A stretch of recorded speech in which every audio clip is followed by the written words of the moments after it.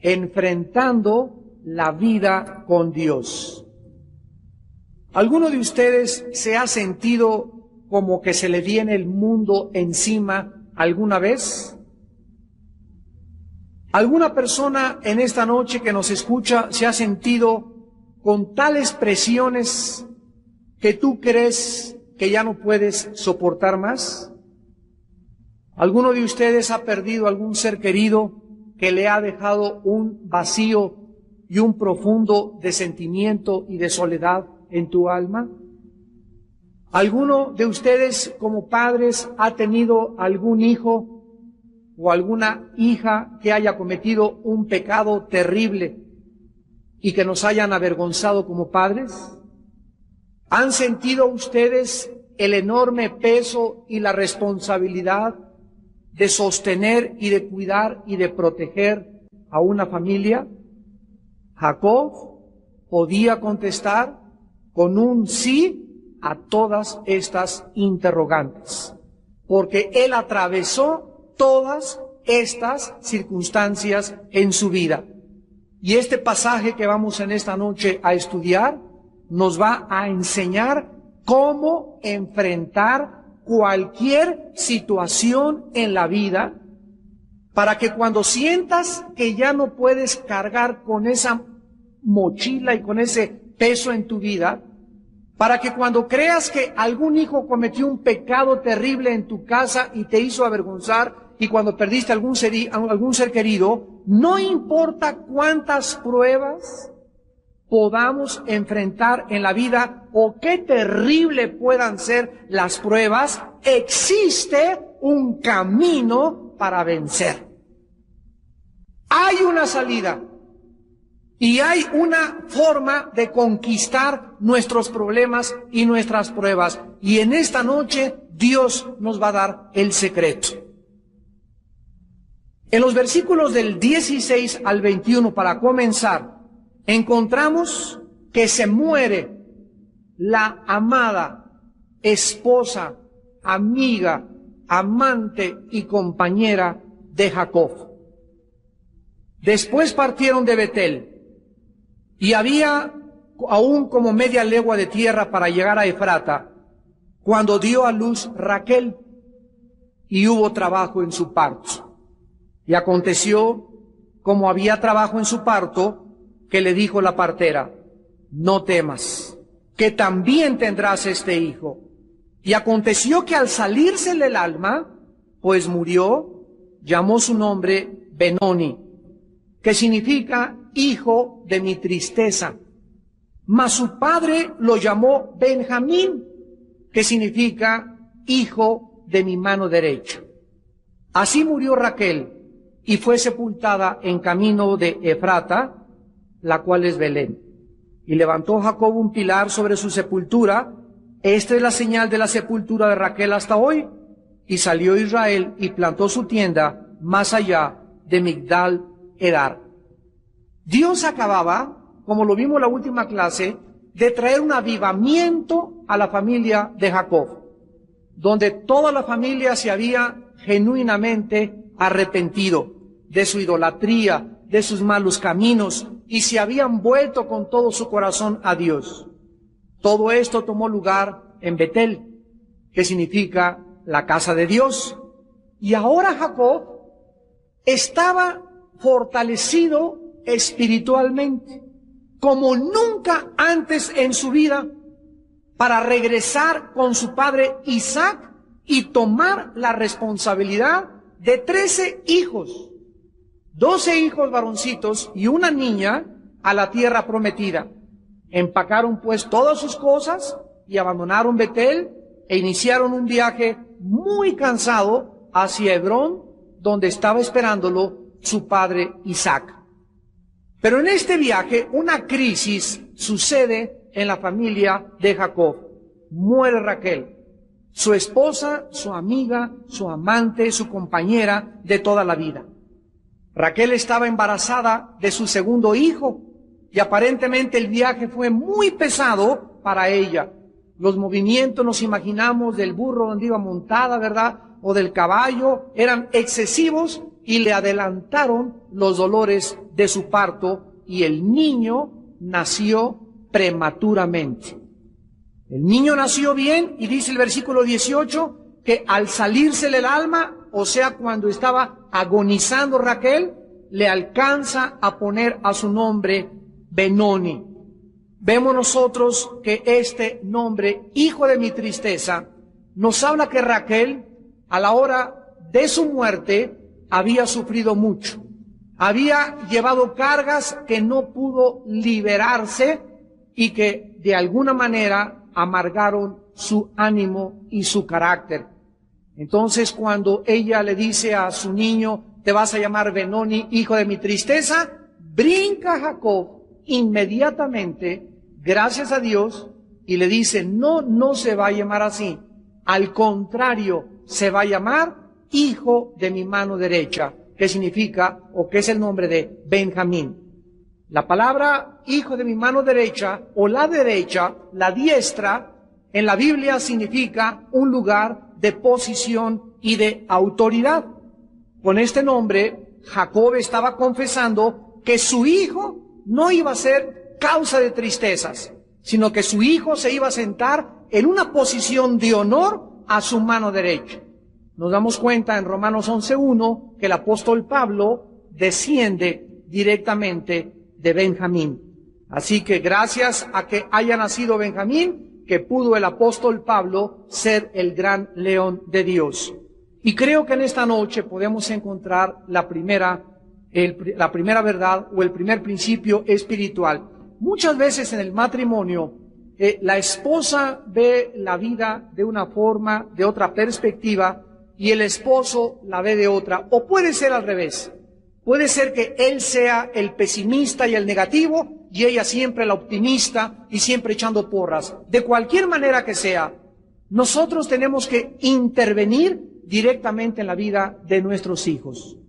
Si tu esposa le dice a tu hijo, eres un tonto, nunca vas a hacer nada, o es el esposo, no, de ninguna manera. Tú vas a ser inteligente, tú vas a triunfar en la vida, tú vas a salir adelante, y tenemos que estar continuamente haciendo a un lado, aplastando, cancelando las palabras negativas que se puedan escuchar en nuestro hogar contra cualquier miembro de nuestra familia. Tenemos que hablar con confianza, tenemos que hablar palabras de bendición. Dice en 1 Pedro 3:10, el que quiera ver días buenos y que le vaya bien en la vida, refrene su lengua del mal y hable palabras de bendición. Entonces es increíble como la Biblia nos dice que el poder de la vida y de la muerte se encuentran en el poder de la lengua. Entonces hay que tener cuidado de cómo nosotros hablamos y nos expresamos de nuestros hijos para nunca poner sobre nuestros hijos una maldición. Y no hay peor maldición que le puedas poner a un hijo que decirle, tú nunca lograrás nada en la vida, o eres un bueno para nada, o no sirves para esto, eres un tonto. Esas palabras los maldicen a nuestros hijos. Y nosotros tenemos que ya comenzar a madurar espiritualmente para bendecirlos. Dice en el versículo 19 que así murió Raquel y fue sepultada en el camino de Efrata, la cual es Belén. Vemos nosotros en el versículo 20 cómo Jacob honra la memoria de su esposa, levantándole un pilar para su sepultura, y este pilar nos damos cuenta que duró más de 500 años, porque dice el versículo 20, esta es la señal de la sepultura de Raquel hasta hoy. O sea, cuando Moisés estaba escribiendo el libro del Génesis, porque Moisés es el autor de los primeros 5 libros de la Biblia, ese pilar todavía permanecía. Y 500 años después de Jacob, aproximadamente, vino Moisés. Vemos nosotros que Jacob había amado a su esposa, la había tratado, la había conocido, había trabajado 14 años para que pudiera casarse con ella, y años más tarde, en el capítulo 48 del Génesis, ya estando Jacob viejito, recordaba a su esposa y el grande amor que había tenido por Raquel. Dice Génesis 48:7, porque cuando yo venía de Padán Aram, se me murió Raquel en la tierra de Canaán, en el camino a media legua, viniendo a Efrata, y la sepulté allí en el camino de Efrata, que es Belén. Ya viejito, continuamente, Jacob continuó hablando, mencionando y recordando el enorme amor hacia su esposa.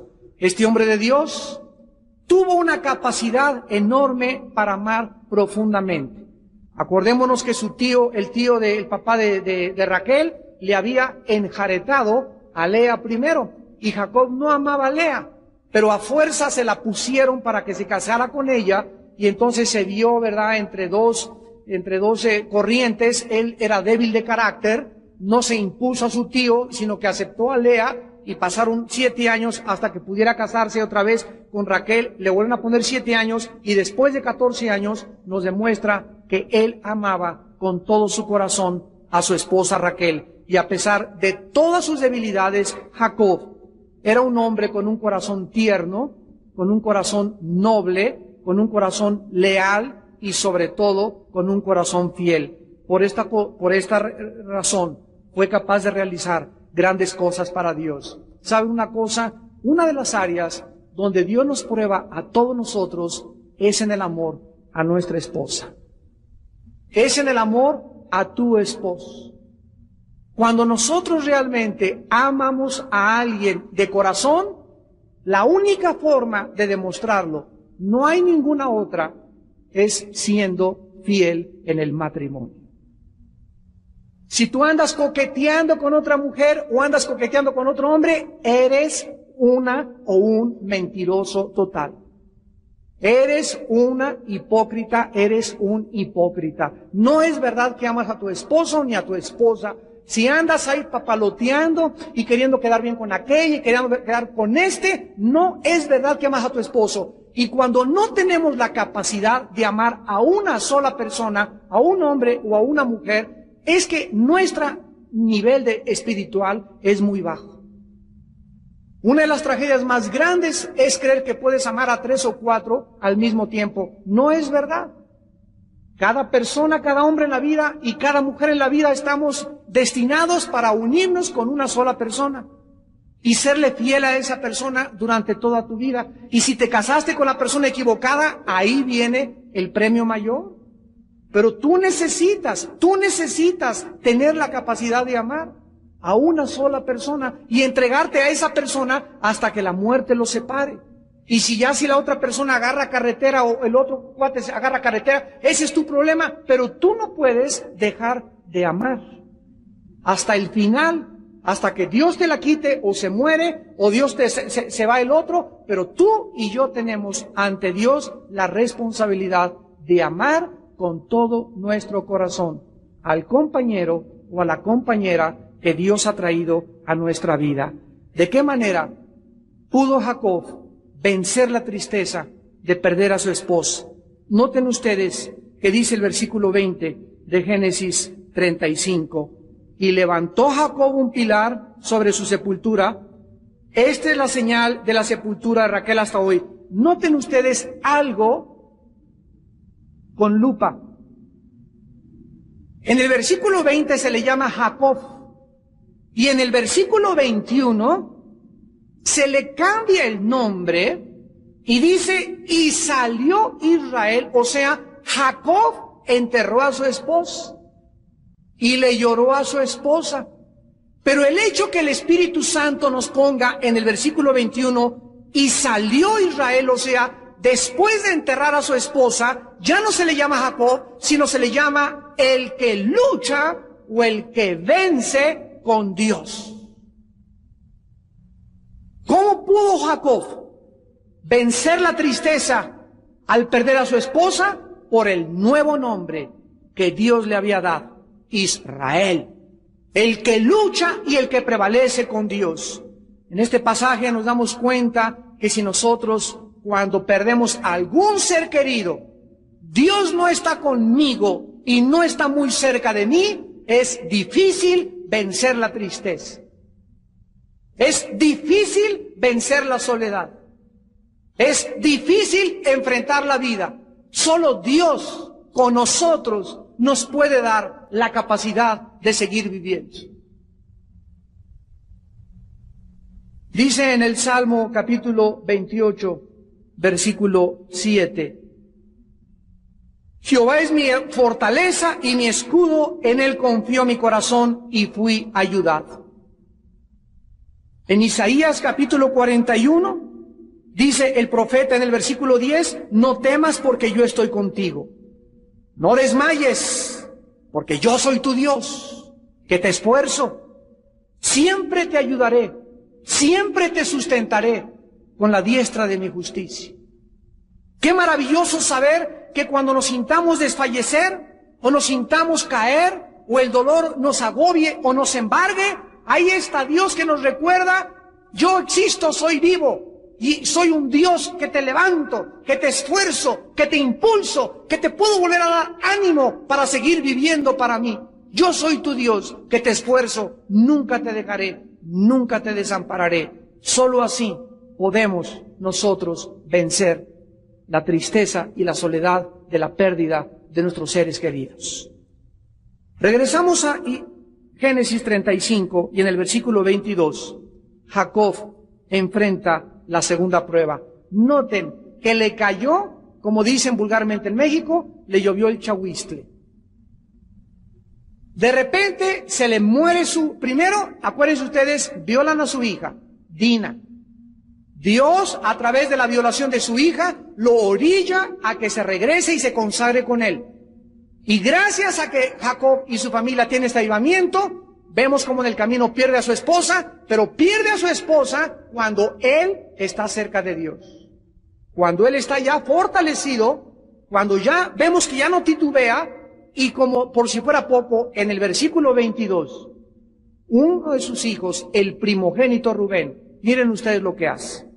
Aconteció que cuando moraba Israel en aquella tierra, fue Rubén y durmió con Bila, la concubina de su padre, lo cual llegó a saber Israel. Ahora bien, los hijos de Israel fueron 12.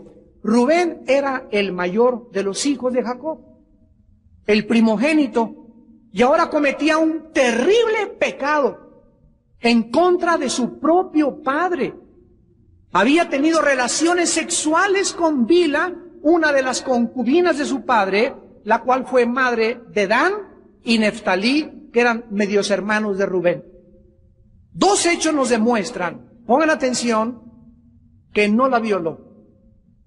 Dos hechos nos demuestran que esto no fue un acto de violación, sino que también ella consintió en este pecado. Número uno, Bila era mucho más grande que Rubén, por lo que tenía la madurez suficiente para saber lo que estaba haciendo y para haber detenido a este muchacho.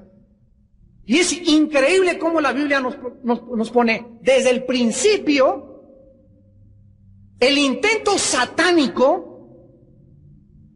de mujeres mayores casándose con hombres mucho más jóvenes que ellas. Este no es el plan de Dios.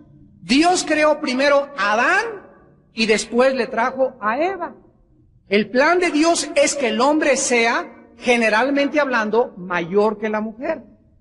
Está bien que estén de la misma edad o que ella le puede llevar 1, 2, 3 años, pero cuando una mujer ya le lleva a un hombre 8, 10, 15 años de edad, ya ella no busca un esposo, busca un bebé. Está buscando a alguien a quien darle la mamila. Y él no está buscando una esposa, está buscando una madre. Cuando un muchacho se casa con una señora mucho más grande que él no es cierto. Cuando tú llegues a los 40 y él tenga 35, 30, te va a abandonar, te va a dejar. Entiende eso. Él está buscando una mamá.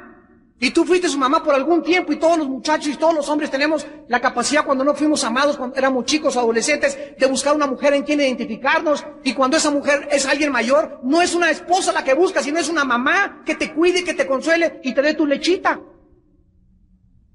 Pero no es sano, no es saludable, no es de Dios. Ella era mayor que Rubén. Y ella era madura para haberlo detenido. Y en segundo lugar, si no hubiera estado de acuerdo ella en este acto de adulterio, se lo hubiera reportado a Jacob. Y las intenciones de su hijo hubieran sido reveladas y Jacob se hubiera enterado. Pero ella, chitón perrito, no dijo absolutamente nada. Esto nos muestra claramente que esta mujer, ¿verdad?, era una devora hombres. Y déjenme decirles, muchachos, cuídense de esto. No se imaginan, el mundo está lleno de mujeres que andan buscando chavitos. Y el mundo está lleno también de hombres que andan buscando también chavitos. Es una degeneración y una degradación que existe en el mundo que nos rodea, que está afectando nuestra sociedad y corrompiendo y minando y a punto de destruir los fundamentos de la familia en el mundo entero. Porque ya no hay normas, ya cada quien se casa con el que quiera, a la hora que quiera, a la edad que quiera, ya no hay respeto de nada, lo único que importa es satisfacer los apetitos de la carne. Y cuando funcionamos de esa manera, estamos a punto de llegar a Sodoma y Gomorra otra vez en nuestra vida. No se dice aquí la clase de disciplina que Jacob le impuso a Rubén y a Bilha, pero podemos imaginarnos que Jacob estaba destrozado. Acaba de perder a su amada esposa y ahora el hijo mayor se mete con una de sus concubinas y la tristeza y la vergüenza comienzan a inundar el corazón del pobre Jacob. ¿Cómo podía ahora Jacob soportarlo? Notamos que otra vez, dice la Biblia, se vuelve a usar el nombre de Israel. Ahora los hijos de Israel fueron dos. No importa el dolor y la pena que hayamos experimentado en nuestra casa, con alguno de nuestros hijos, Dios nos puede fortalecer para poder vencer este dolor y continuar enfrentando al mundo a su lado. En el libro de Proverbios 10, el rey Salomón escribió: el hijo sabio alegra al padre, pero el hijo necio es tristeza de la madre. En Proverbios 28, versículo 24, dice la Biblia: el que roba a su padre o a su madre y dice que no es maldad, compañero es del hombre destruidor. Vemos que en Efesios 6, del 1 al 3, dice: honra a tu padre y a tu madre, porque es el primer mandamiento con promesa para que te vaya bien en la vida. No hay nadie de los que nos están escuchando en esta noche que haya sido mal hijo o que haya sido mala hija y que le pueda ir bien en la vida. Dios no puede ser burlado. Lo que sembramos con nuestros padres, lo recogemos en tu matrimonio, con tu novio, con tu novia o con tus propios hijos. Pero la Biblia dice que lo que sembramos tenemos que recoger. Es increíble que Dios establezca una relación de bendición en la vida de acuerdo a la clase de hijos que hayamos sido todos nosotros algún tiempo en nuestra vida.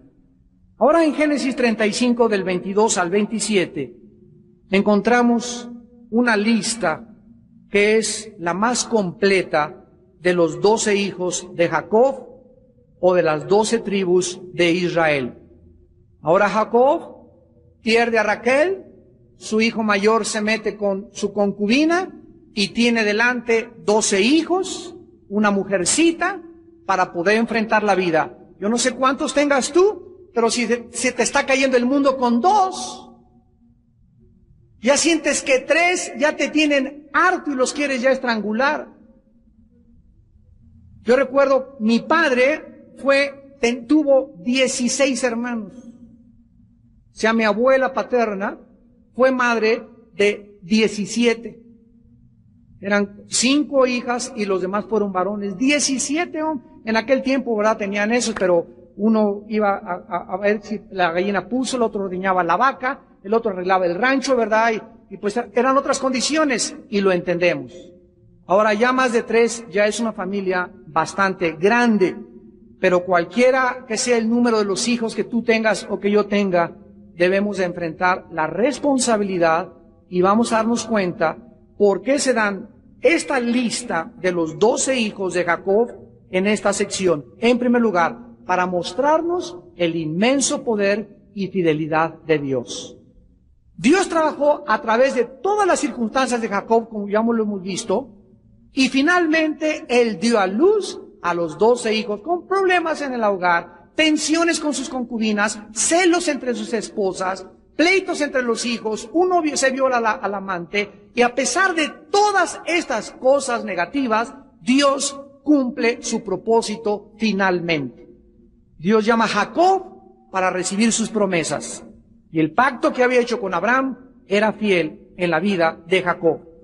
Y en segundo lugar, para mostrarnos la fidelidad de Jacob a Dios. Jacob amó a Dios contra viento y marea. A pesar de sus pecados de bigamia, favoritismo con sus hijos, engaños, mentiras, cobardías y robos, Jacob buscaba a Dios.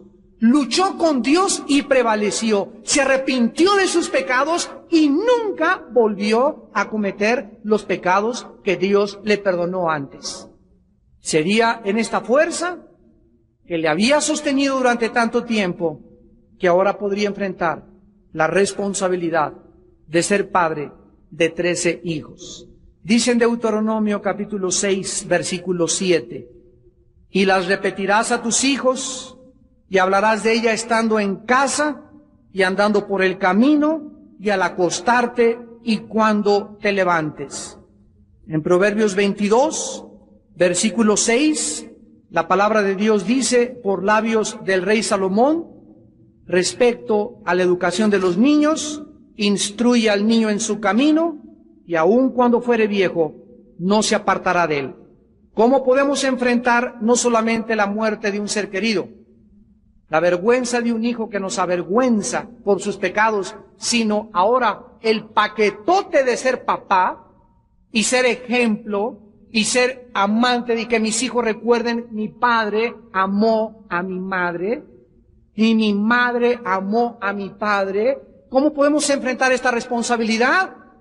Dándoles a nuestros pequeños, desde que comienzan a crecer, la instrucción de la palabra de Dios.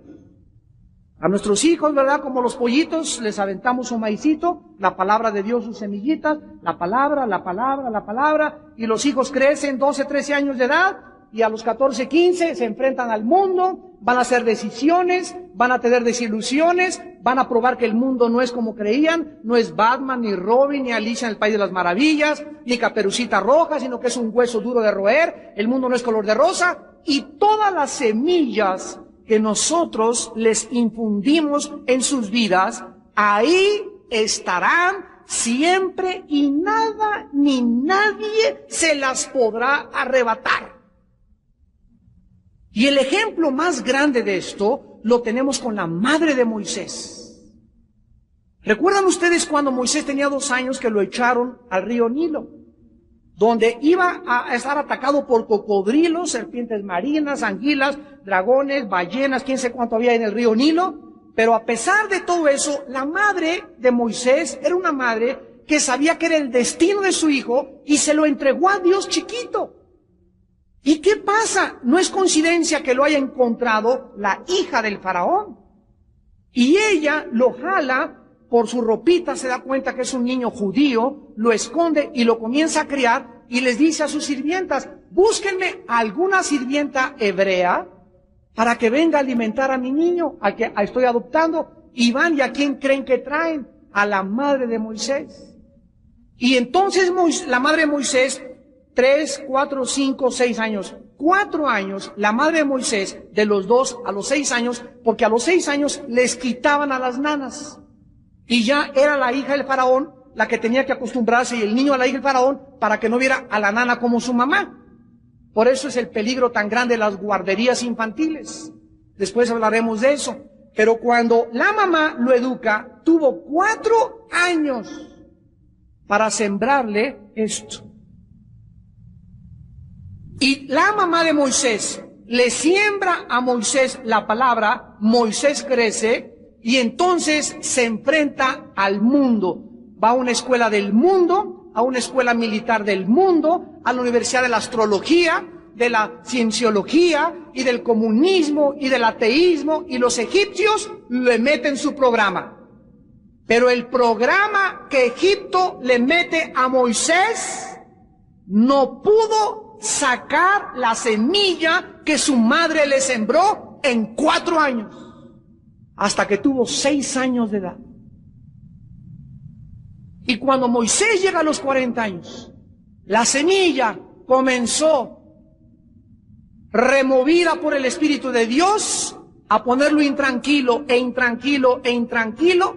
circunstancialmente huye de Egipto y se encuentra con Dios, descubriendo que él había sido destinado para ser el libertador de Israel. Y cada uno de mis hijos, hijos de ustedes, han sido destinados por Dios para ser benditos, para ser profetas, para ser predicadores, para ser hombres de Dios, para ser mujeres de Dios, para que impacten las generaciones en las que ellos se enfrenten en esta vida.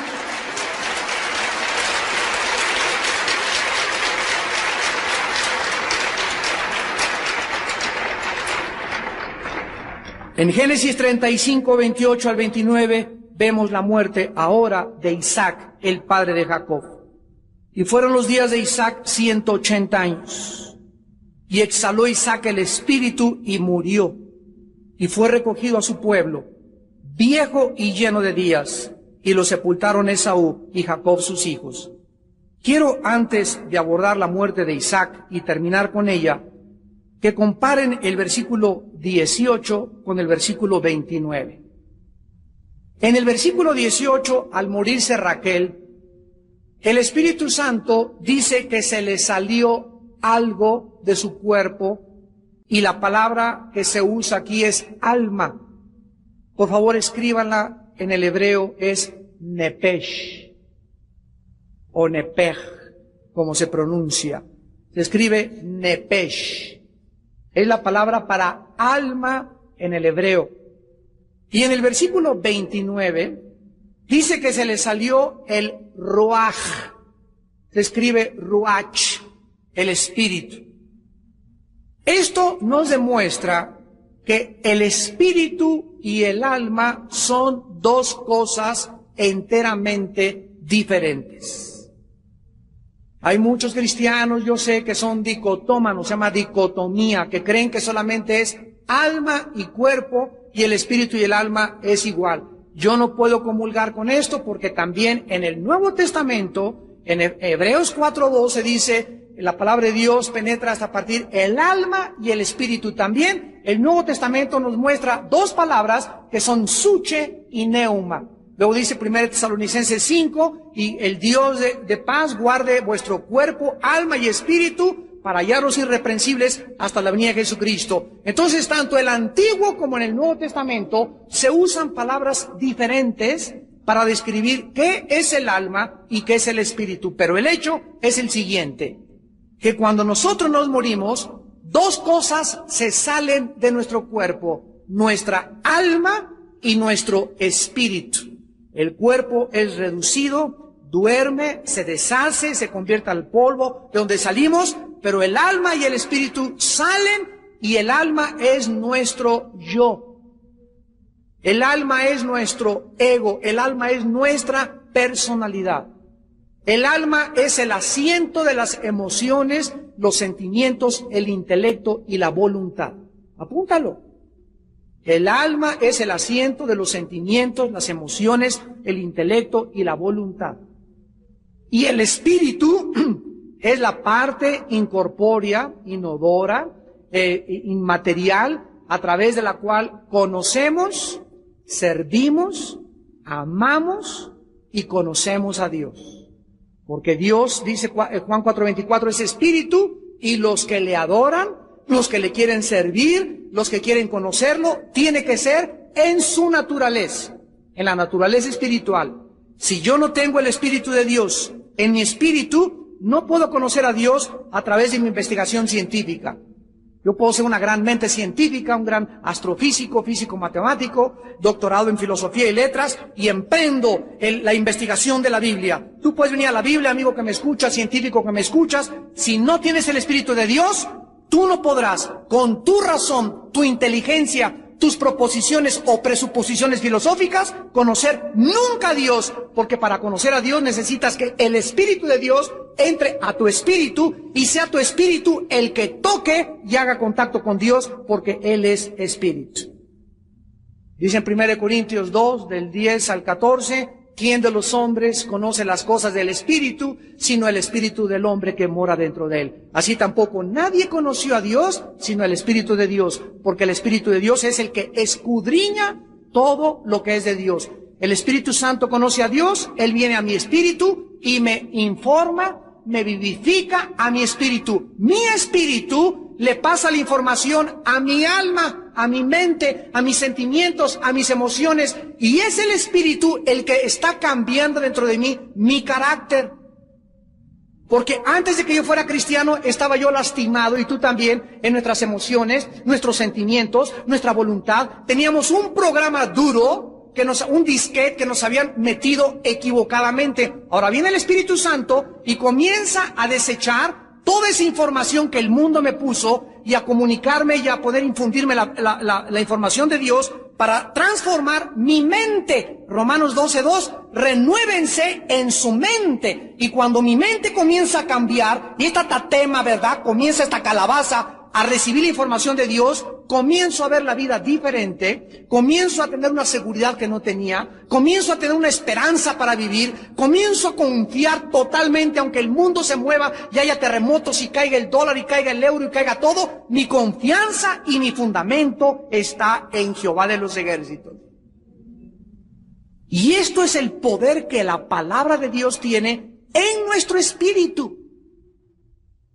Entonces, si tú no vienes, la Biblia es un libro que alimenta mi espíritu. Mi alma se alimenta, yo consulto libros de filosofía y las enciclopedias y la información de las revistas del mundo, y es conocimiento lo que nos alimenta al alma. Pero el espíritu no tiene más que un solo alimento, es la Biblia. Desead como niños recién nacidos, 1 Pedro 2:2, la leche espiritual no adulterada, para que por ella crezcáis. Si algo te hace crecer, si algo te hace madurar, si algo te hace tener seguridad, si hace algo tener esperanza, es tu contacto diario con este libro. Diario. De día y de noche. De día y de noche. Josué, medita en este libro de la ley. Josué, si tú haces eso, Josué 1:8 y 9, si tú haces eso, Canaán es tuya. Las ciudades van a caer por mi poder. Yo lucharé por ti. No habrá nadie que se enfrente durante tu vida, porque lo único que me interesa es que ustedes me conozcan, dice el Señor. Cuando nos muramos, todo lo que aprendimos de física, química, matemáticas, filosofía y letras, bla, bla, bla, bla, bla, bla, no nos servirá en la otra vida.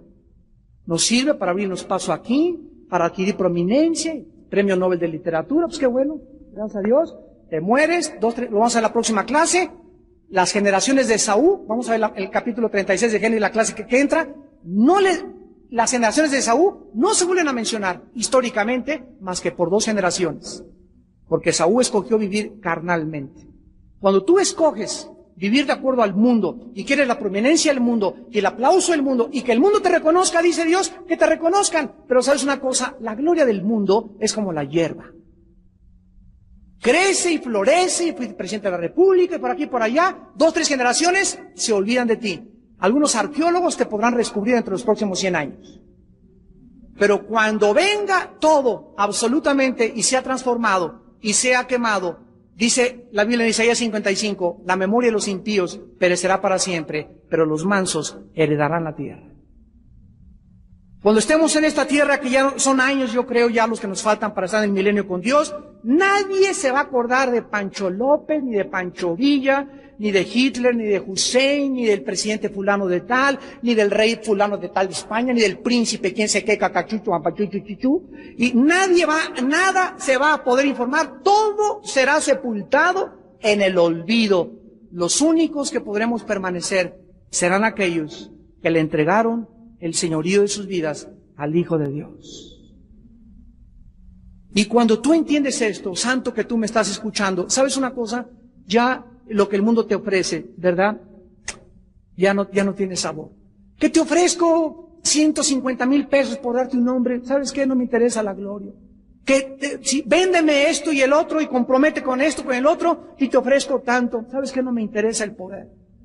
Ya no nos vendemos a nadie, no nos prostituimos ante nadie, ya no somos monedita de oro para caerle bien a todos, ya no buscamos caerle bien a la gente, le pierdes el temor a la gente, ya no te importa lo que ellos digan, mientras la presencia de Dios te acompañe, Él te va a sostener y tu vida comienza a ser caminada con pies de plomo, sabiendo que el Señor es tu ayudador, es tu fortaleza, es tu roca, es tu castillo, y ante todas estas cosas comienzas a tener temor de Dios. Porque el que tiene temor del hombre no puede tener temor de Dios. Cuando temes a Dios, le pierdes el temor del hombre. Ya a nadie le tienes que barbear, ni lambisconear, nada ya. Estás ante un presidente, estás ante un gobernante, estás ante un príncipe de Inglaterra o lo que sea, ya nadie te apantalla, ya nadie te amedrenta, todos son hombres, y dice la Biblia, hay de aquel que pone su confianza en el hombre, dejaos del hombre, Isaías 2:22, cuyo aliento está en su nariz, vana es la ayuda del hombre, y comienzas a buscar a salirte de este planeta espiritualmente y a poner tus ojos, tu confianza en aquel que hizo los cielos y la tierra. Y tenemos muy pocos años para poner a prueba y vivir así como Dios quiere que vivamos. Muy pocos años. 15, 20, 30 años, no sé cuánto te queden de vida, ni a mí tampoco. Pero yo sé que cada día que pasa es un día que pierdo si no lo entrego cada día más y más a mi Señor. Isaac muere. Y recordamos que esta es la cuarta dura prueba para Jacob. La muerte de Raquel, la vergüenza del pecado de su hijo, la tremenda responsabilidad de sus 13 hijos y ahora la muerte de Isaac su padre. Isaac muere de 180 años. Y dice el versículo 9, cómo me anima y me fortalece, me consuela y me edifica. Y murió y fue recogido y echado al panteón. Eso dice. Y le pusieron una lápida y le pusieron aquí murió un grande hombre y contrataron una limusín de carroza fúnebre y le enterraron con rosas. Así dice. Lo único que dice es, fue recogido a su pueblo. Fue recogido a su pueblo. La Biblia, al describir la muerte de los hombres y las mujeres de Dios, quiere que nosotros, al leer estas palabras, lo sepamos. Isaac no murió, como le dijo Dios, Cristo, a las hermanas de Lázaro. Lázaro no está muerto, está dormido. Cuando nosotros morimos, seguimos viviendo. La muerte es honrada, Dios, agradables a los ojos de Jehová. Salmo 116, la muerte de sus santos. Para nosotros el morir es entrar por primera vez al descanso eterno, cuando ya no volveremos nunca a llorar, no volveremos nunca a sufrir, no volveremos nunca a tener que pagar la renta. No vamos jamás a perder ya seres queridos, no vamos a recordar nada de lo que nosotros vivimos y sufrimos. Y dice Romanos 8, las aflicciones que ahorita estamos enfrentando todos, y la familia, y los hijos, y los papás, y todo, no son comparables con las glorias que en nosotros se van a manifestar. Y esto es la fuerza, la ignición que puede prender una mecha dentro de tu alma y que yo quiero encender para que los días que te quedan los vivas apasionadamente para Dios. En Deuteronomio 32:50 Vamos a ver dos pasajes más de la muerte de dos hombres de Dios. Y aquí tenemos la muerte de Moisés. Dice Deuteronomio 32:50, y muere en el monte al cual subió, y sé unido a tu pueblo. Sé unido a tu pueblo. O sea, Moisés, quiero que subas a ese monte. Tu alma y tu espíritu se van a salir de ti. Tu cuerpo, Moisés, se va a quedar, yo lo voy a enterrar. Dios enterró personalmente el cuerpo de Moisés. Nada más sabemos que fue en el monte Nebo. Y cuando tú regreses algún día, volverás a unirte a tu cuerpo. Pasaron algunos miles de años y Moisés, que fue unido a su pueblo, aparece vivo cuando Jesús en el monte de la transfiguración se le aparece a Pedro, Juan y Santiago. Moisés y Elías vivitos y coleando los dos. Otra vez Dios nos muestra que nosotros vamos a volver a vivir y la muerte es solamente un pasaje, un túnel que atravesamos para ser unidos. Dice en Hebreos 11:12, tenemos una gran nube de testigos. Dice en Apocalipsis 6 del 10 al 12 que los santos ahí arriba están diciéndole, Padre, ¿hasta cuándo nos alcanzan los que están en la tierra? Ya, por favor, allá nos están diciendo, apúrense. Y aquí, por favor, salven la vida, el electroshock, ahí va la ambulancia, el 911, ¿no? Por el instinto de la sobrevivencia que tenemos. Y allá, cuando alguien se está muriendo, se gozan y hasta los ángeles se gozan. Aquí hay luto, entierro, unos se visten de negro, y si supiéramos que hemos descansado de nuestras obras para siempre. Sé unido a tu pueblo. Así como murió Aarón, tu hermano, en el monte Horor, y fue unido a su pueblo. Y terminamos con el libro de Daniel, cuando muere Daniel. Este es el más hermoso de todos las descripciones. Dice Daniel 12, versículo 13. El último versículo del libro de Daniel. Y le dice el ángel a Daniel, y tú irás hasta el fin. ¿Hasta el fin de qué? Pongan atención. Todos tenemos un principio y todos tenemos un final. Escuchen, no todos los que me están escuchando van a llegar al fin. La Biblia enseña en el Nuevo Testamento que muchos cristianos Dios se los tiene que llevar antes de tiempo a casa por el mal testimonio que están dando al mundo. 1 Corintios 11, 30 al 33, 1 Corintios 5, del 1 al 5, Santiago 5, los últimos dos versículos. En estos pasajes dice la Biblia, y muchos de los corintios, al tomar la cena del Señor, como no querían arrepentirse, y la tomaban mecánica y religiosamente, durmieron y otros se enfermaron. Dios se lleva a casa muchas veces a muchos de sus hijos y no llegan al fin. Dios quiere que todos lleguemos al fin de nuestra vida. Que Dios no tenga que intervenir cuando tengas 50, 40, 30 años antes de tiempo, porque no has querido entender que traes una misión, que tenemos todos una misión en esta vida. Si tú crees que veniste a esta vida para ser campeón de los 400 metros, para ser artista de cine, para salir y ser famoso en Big Brother, para ser artista de cine, para tener una cara bonita, para tener un cuerpo bonito, para hacer un título, te equivocas. Dice Jeremías 9, 32 al 33, no se alabe el valiente en su valentía, el rico en sus riquezas, ni el sabio en su sabiduría. Mas alabes en esto el que se hubiere de alabar, en conocerme y entenderme que yo soy Dios. Entonces, todo está bien que seas deportista, está bien que seas médico, está bien, todo está bien, pero que no sea tu prioridad en la vida. Nuestra prioridad es conocer a Dios. Es lo único que nos vamos a llevar. Y si tú en tu vida es Dios tu prioridad, es Dios tu prioridad en tu negocio, es Dios tu prioridad en tu familia, es Dios tu prioridad en el altar que tienes en tu corazón, vas a llegar al fin de tu vida. Y cuando mueras, será el día que Dios quiere que tú murieras. Daniel llegó al fin de su vida. Y dice en segundo, y reposarás.